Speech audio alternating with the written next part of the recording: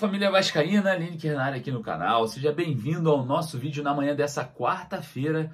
Hoje tem Vasco e também tem bastante notícia importante para você, torcedor vascaíno, ficar sempre muito bem atualizado. Vamos falar bastante sobre a partida, vamos falar sobre a arbitragem da partida contra o Atlético Paranaense, que já foi definida, e arbitragem polêmica, tá?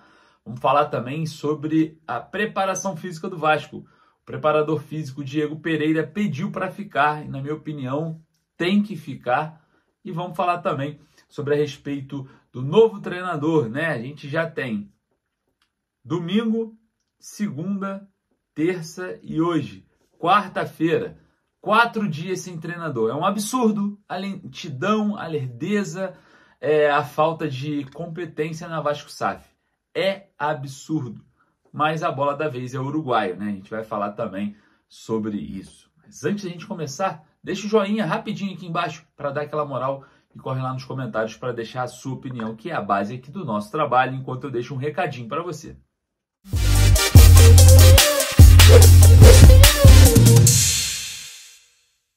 Pra gente começar esse vídeo, olha só, eu quero trazer uma novidade incrível para você que sonha em assistir jogos do Vasco no Rio de Janeiro, no Caldeirão de São Januário ou até mesmo no Maracanã. A Trip Tour tem pacotes exclusivos saindo de qualquer lugar do Brasil para o Rio de Janeiro com aéreo ida e volta, hospedagem e ingressos resolvidos. Você compra o pacote completo e viaja sem nenhuma preocupação. É só com a Trip Tour você consegue adquirir esses pacotes viajando de qualquer lugar do Brasil. Não importa de onde você vai estar saindo, a Trip Tour resolve tudo para você e você só viaja para curtir o gigante da colina aqui no Rio. E preste atenção, todos nós sabemos que São Januário entrará em reforma, modernização e ampliação em breve. Então você não pode perder a oportunidade de conhecer São Januário enquanto não se realiza a reforma. A colina histórica vai ficar na sua memória para o resto da sua vida. Então, a sua oportunidade está com a Trip Tour. Entre em contato no Instagram, @viagecomrenata da Trip e garanta o seu pacote. Vasco entra em campo logo mais às 19 horas no Castelão para enfrentar o Fortaleza. E a gente vai estar trazendo para vocês todas as informações nesse jogo da Copa do Brasil, jogo importantíssimo, e o Vasco já basicamente montado pelo técnico Rafael Paiva, do Sub-20, que assumiu aí o profissional. Mas antes, vamos falar sobre outros assuntos que também são importantes, e eu queria começar falando sobre o preparador físico Diego Pereira, que acenou positivamente para ficar e continuar o trabalho no Vasco. Vou falar para vocês o que eu acho desse profissional que eu acompanhei na pré-temporada no Uruguai e venho acompanhando, né, no decorrer dessa temporada, né, nos últimos meses no Vasco. É um profissional de ponta, é um profissional muito capacitado. Dificilmente nós teremos um preparador físico com o naipe, com a capacidade do Diego, tá? É um excelente profissional. É um profissional que manteve e está recuperando o condicionamento físico do Payet. Todo mundo viu a diferença de como o Payet chegou e como o Payet se apresentou no ano de 2024. A parte visual ali já deu para perceber que o trabalho está sendo muito bem feito. Entretanto, a gente sabe que com a chegada de um novo treinador, possivelmente um novo treinador, pode ser que haja um conflito, né? Mas a ideia do Diego é permanecer, e se eu fosse algum administrador, executivo, algo do tipo, dentro da Vasco SAF, não teria dúvidas nenhuma de mantê-lo. Nenhuma. É um profissional absurdamente capacitado. Então já fica aqui o meu respaldo, né? Claro, a minha dica para vocês da Vasco SAF: mantenham Diego Pereira, o preparador físico, nesse elenco independente do treinador. Conversa com o novo treinador, porque vocês não vão perder, vai perder um profissional de ponta. Então não façam isso, porque, pelo amor de Deus, né, não dá mais para amadorismo. Bom, arbitragem definida, né, para o jogo contra o Atlético Paranaense. O Vasco entra em campo hoje contra o Fortaleza, mas no domingo enfrenta o Atlético lá na Liga Arena. E já temos a arbitragem definida e com muita polêmica, né? Como sempre, a CBF colocando no caminho do Vasco árbitros que gostam de prejudicar o Vasco. O último jogo foi algo catastrófico e a gente espera uma recuperação no Campeonato Brasileiro fora de casa, que é algo muito difícil de acontecer e acaba, infelizmente, sendo mais difícil envolvendo a arbitragem desse jogo. Anderson Daronco, do Rio Grande do Sul, será o árbitro entre Atlético Paranaense e Vasco na Liga Arena. Aí eu pergunto para vocês, Anderson Daronco, não teve um jogo do Anderson Daronco sem polêmica do Vasco. Um jogo. É um absurdo, né? Mais uma vez. E sabe quem vai brigar por isso? Se o Anderson for lá e operar o Vasco contra o Atlético Paranaense, sabe quem vai brigar? Ninguém. Por quê? Lúcio Barbosa, Pedro Martins, ou qualquer outro executivo ou gerente da Vasco SAF, não estão nem aí, porque o Vasco já foi operado esse ano no Campeonato Brasileiro, principalmente contra o Fluminense, e ninguém falou nada. Simplesmente calaram a boca e vida que segue. Infelizmente, a gente vai ter que passar mais uma vez por isso contra o Atlético Paranaense. Eu cravo aqui, vai ter polêmica. Vai ter polêmica, a não ser que o Atlético Paranaense atropele o Vasco, né? Aí não vai dar espaço para isso. Mas se o jogo for acirrado, o Vasco tentar conseguir trazer um ponto, conseguir ali chegar próximo de conquistar alguma coisa, vai ter polêmica. E ninguém vai falar nada e vai ficar por isso mesmo. Infelizmente. Bom,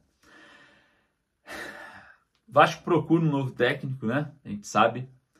Mas já tem 4 dias sem esse treinador. É outro absurdo, né? Ramon Dias teve aquele embrolho, né, situação complicada no sábado, a respeito do seu pedido de demissão no vestiário, da sua demissão pelo Twitter, enfim, aquele rolo que a gente já sabe.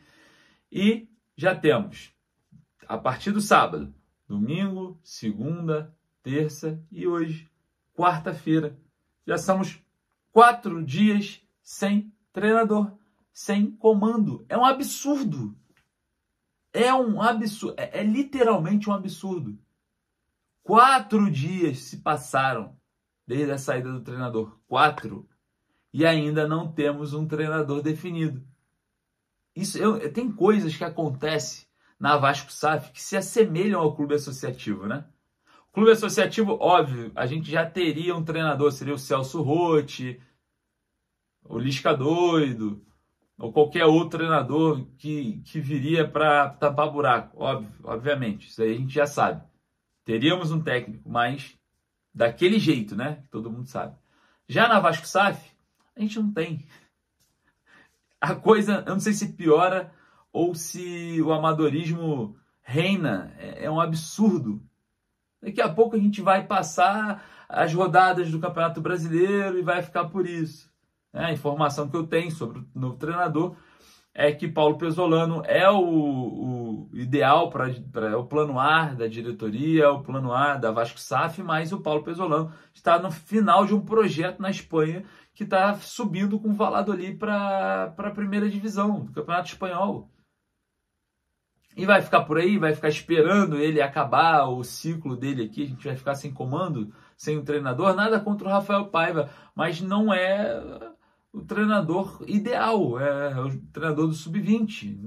Não tem a vivência na Série A, não tem a experiência. O Vasco é um elenco, infelizmente, até mesmo viciado nessa questão de experiência. Tem jogadores difíceis de lidar, Medel, Maicon, que tem um posicionamento um pouco mais forte. Então precisa-se de um técnico que tenha esse mesmo calibre, para você conseguir dominar ali um elenco que tem peças que trazem, né, essa experiência, esse peso.